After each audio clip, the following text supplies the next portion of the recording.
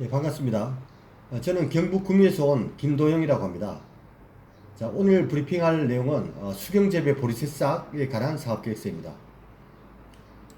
먼저 사업의 계획에 대해서 설명을 드리겠습니다.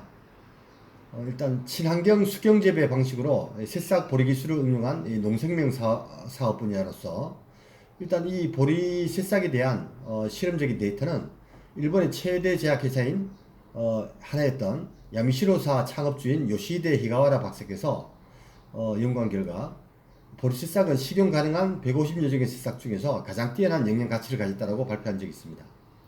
그래서 이 본 사업은 친환경적 수경 재배로 새싹 보리를 연속 생성하고 꾸준히 연속적으로 생성하고 이 원료를 바탕으로 대사성 질환 자형, 간식류, 제약의 원료, 기능성 음료 등 각종 제품의 재료를 공급하고 개발하는 사업의 하나입니다.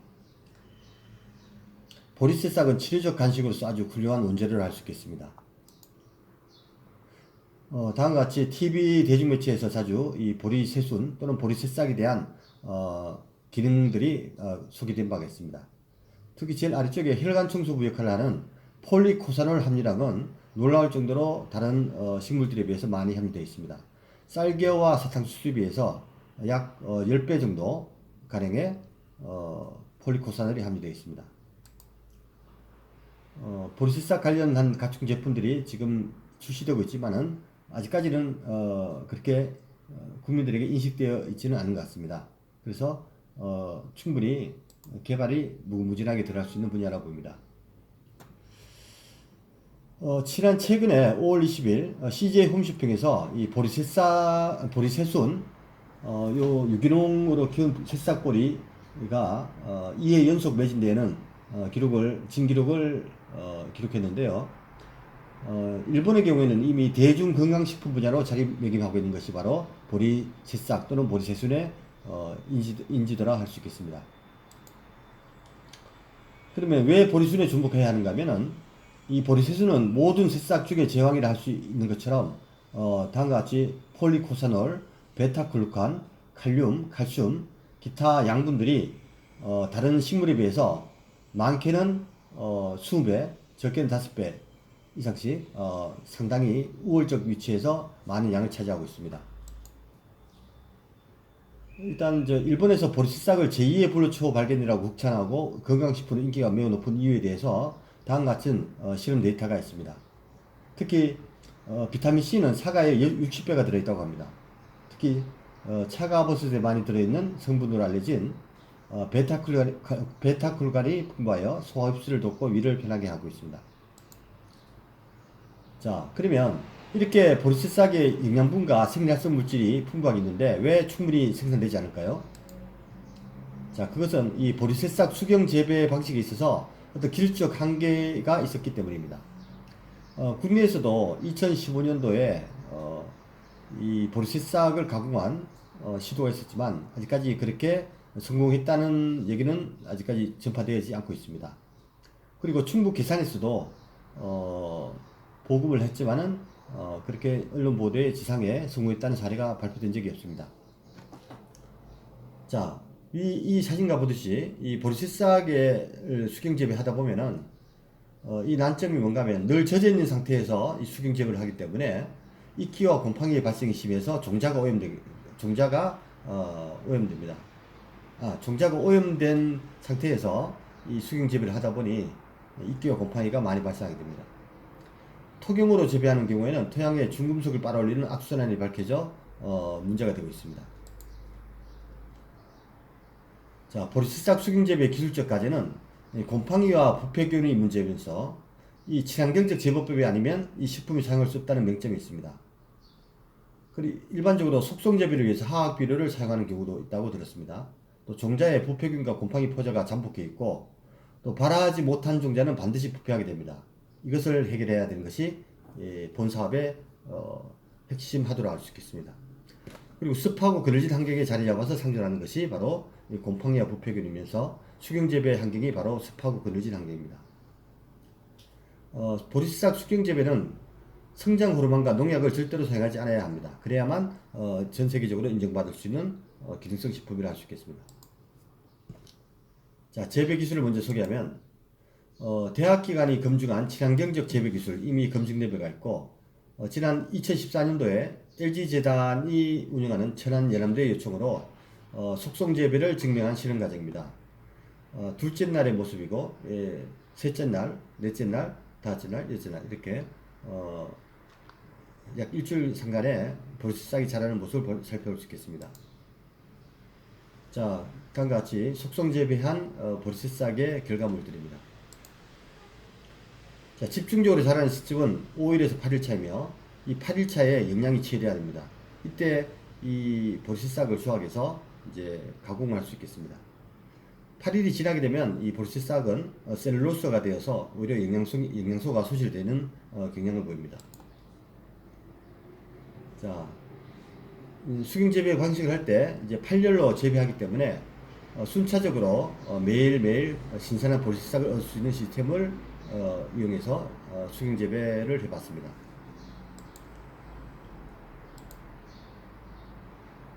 수확 8일차 시점인 보리씨 싹의 모습입니다. 참고로 이 본 수경재 방식은 뿌리까지 균일하게 잘 자라고 있기 때문에 이것을 가축에게 먹일 시 그대로 전체를 통째로 던져줄 수 있습니다. 적절한 뿌리가 이 매트에 적절한 크기로 자라기 때문에 통째로 던질 수 있는 것입니다. 자, 보리씨 싹의 치명적인 질병인 이끼와 곰팡이. 자, 보리씨 싹 재배에서 가장 중요한 부분으로 화학비료 양액을 사용하면 반드시 발생하는 곰팡이와 이끼의 모습입니다. 한국에서 외국 기술을 도입하여 실패한 대표적인 사례입니다. 이렇게 병든 새싹을 먹이면 가축은 심각한 문제가 발생하게 되며 본 재배 기술은 이끼와 곰팡이에 대한 완벽한 방어 체계를 특징으로 하고 있습니다. 자, 그럼 재배 시스템의 특징을 살펴보면 특수한 재배 양액이 있습니다. 이는 수용성 이온 칼슘과 다종의 미네랄과 복합생균이 풍부하게 배합된 재배액이면서 고도로 영양화된 보리씨 싹을 재배하기 위한 양액을 특별히 슌생명과학연구소에서 개발했습니다. 양액 속에 들어있는 풍부한 생균은 보리씨 싹과 함께 가축이 섭취하면 장내에 활성화되어 소화력이 높아지고 배변량과 냄새가 감소합니다. 또 칼슘을 포함한 미네랄 성분은 가축의 체중 증가를 빠르게 하여 출하 시점을 30% 이상 앞당깁니다. 즉 건강한 소사육을 할 수 있는 모티브가 될 수 있다고 할 수 있겠습니다. 그리고 특수한 육류상자를 통해서 악성 곰팡이와 이끼 서식을 억제할 수 있습니다. 그래서 이 새싹의 성장을 가속시키고 수질을 정하는 효과를 갖고 있는 것이 이 특수하게 제작된 육류상자의 비법입니다. 실내 대기 환경과 수질 관리, 재배 양액을 특수한 정기적 처리 공정을 통과시키면 곰팡이의 세포막을 파괴할 수 있는 기능이 부여됩니다. 즉 산화적 메커니즘을 활용하는 것이라 할 수 있겠습니다. 이 방법은 인체나 가축에 해로움이 없는 방법입니다. 또 잔존하는 이끼나 곰팡이 포자는 인체에 이로운 생균들을 먹어칩니다.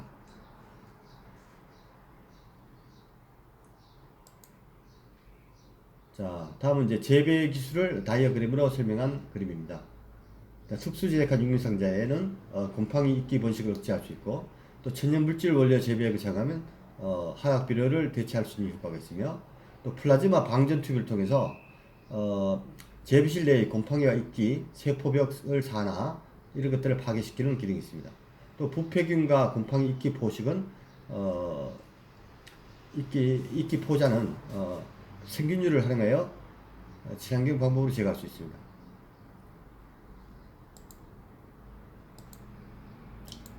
자, 다음은 이제 보리씨 싹을 활용한 다양한 응용 사례입니다. 가축 사료나 그리고 분말로 가공해서 생즙차 아이스크림 물려 또는 제과 제빵, 이유식, 파우더 등으로 쓸 수 있겠습니다. 자, 다음은 이제 제약회사의 요청에 의한 실험입니다. 자, 2017년 9월에 실험한 내용입니다. 국내 대형 제약회사 요청으로 성분검사를 위해서 재배한 참고 사진이며 한 번도 시도된 적이 없는 성분검사로서 보리 새순의 뿌리 부분에 있는 기능물질을 분석하기 재배했습니다. 곰팡이나 부패 성분이 있으면 안 되므로 화학비료나 농약 등은 원칙적으로 사용할 수 없습니다. 다음은 보리 뿌리에 베타글루칸 성분이 있다는 시험 검사 선적서입니다. 약 1g당 102mg의 베타글루칸이 검출되었습니다. 아시다시피 베타글루칸은 상황버섯, 차가버섯 등에 함유되어 있습니다. 자, 이제 그 사업에 쓸 수 있는 이제 다양한 방법 중에 치료적 간식, 뭐 당뇨 쿠키, 이미 미국에서는 당뇨병 환자용 쿠키가 꾸준히 시판되고 있습니다. 이는 이제 성인병 환자용 간식 개념의 제품이 국내에 없기 때문에 충분히 반영을 일으킬 수 있다고 보고 있습니다. 이 간식은 의약과 다른 점은 약이 아니기 때문에 친숙하게 쉽게 접근할 수 있고 약 먹다 보니 어느새 아픈 거 치유되었다라는 인식을 가질 수 있습니다. 특히 당뇨병은 저혈당 쇼크 때문에 휴대식이 필요하지만 대부분 사탕 정도를 휴대하는 것이 일반적입니다. 그리고 보리새싹 음료, 참고로 CJ 헬스케어에서는 새싹보리 음료가 있습니다. 15cm 자란 보리새싹을 원료로 만든 음료수라고 합니다. 자, 다음은 10년 된 당뇨 환자의 혈당 그래프를 일반적으로 데이터를 수집하여 나타낸 그래프입니다. 자, 당뇨약을 중단하고 콩나물 건분말과 이온 칼슘 음료를 복용하고 1개월 동안 변화된 그래프를 살펴본 그림입니다. 다음은 이제 보리새싹 분말하고 콩나물 분말을 복합적으로 사용했는 것입니다. 그래서 치료적 간식 제품이 충분히 도전할 수 있는 개연성이 다가올 수 있겠습니다. 자, 그 다음 사료 비용의 50%를 절감할 수 있고 또 고급 브랜드 육류를 생산하는데 이 보리새싹이 충분히 활용될 가치가 있다고 봅니다. 생산 단가는 200원당 1kg당 200원이며